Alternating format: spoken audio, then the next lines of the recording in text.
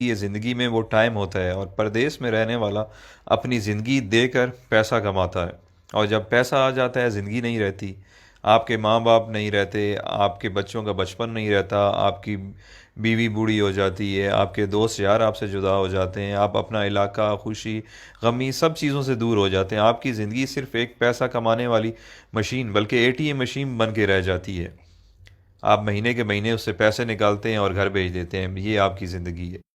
پردیسی بندہ جب 1 2 سال بعد گھر واپس جاتا ہے تو اسے سب کی شکلیں تبدیل ملتی ہیں، بچے بڑے ہو گئے ہوتے ہیں، جو جوان ہیں وہ بوڑھے ہو گئے ہوتے ہیں، اور اس سے بڑا ظلم کیا ہوگا کہ وہ جب واپس آتا ہے ملک سے، آتے ٹائم گھر والوں کو کہتا ہے اچھا میں چلتا ہوں، 2 سال بعد فلاں مہینے میں آؤں گا۔ اس سے بڑی زیادتی اور کیا ہو سکتی ہے؟ اتنا مجبور ہے کہ 2 سال بعد اس کو آنا ہے، وہ اپنی مرضی سے آ جا بھی نہیں سکتا۔ اچھا، جب ہم پردیسی چھٹی جاتے ہیں تو گھر والے بھی مہمان کی طرح ٹریٹ کرتے ہیں، آپ کی صحیح غلط ہر بات مانتے ہیں کہ 10 15 دن کے لیے آیا ہے، جو کہتا ہے سن لو، اور دوسرا پیسے بھی تو دیتا ہے۔ میں نے بہت سارے پردیسی لوگوں سے ڈسکس کی ہے، جب وہ 30 35 سال گزارنے کے بعد ملک واپس لوٹتے ہیں تو ان کے بچے بھی ان کی عزت نہیں کرتے ہیں، کیونکہ انہیں آپ کی عادت نہیں ہوتی ہے۔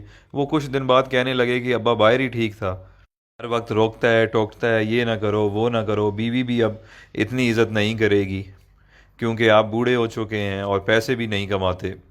یہ ساری چیزیں اتنی جلدی آپ کو ہضم نہیں ہوں گی، کیونکہ جب آپ پردیس سے آتے تھے تو آپ کو منسٹر جیسا پروٹوکول ملتا تھا، جو اب واپس آنے پر نہیں ملے گا۔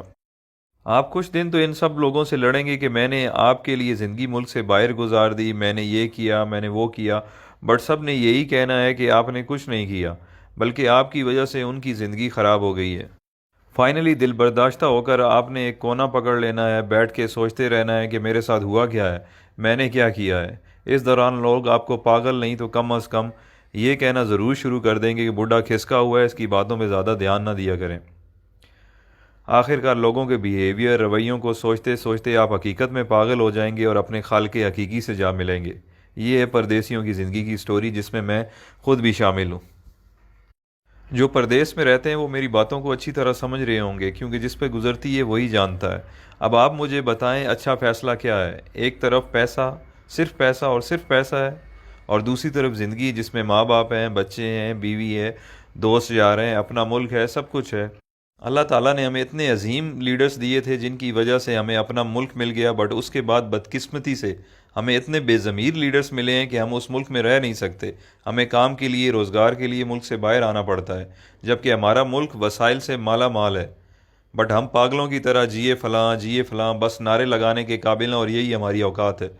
جس دن کرپٹ لیڈرز کو آپ نے جوتے مارنا شروع کر دی، اس دن آپ کو کمانے کے لیے ملک سے باہر نہیں آنا پڑے گا۔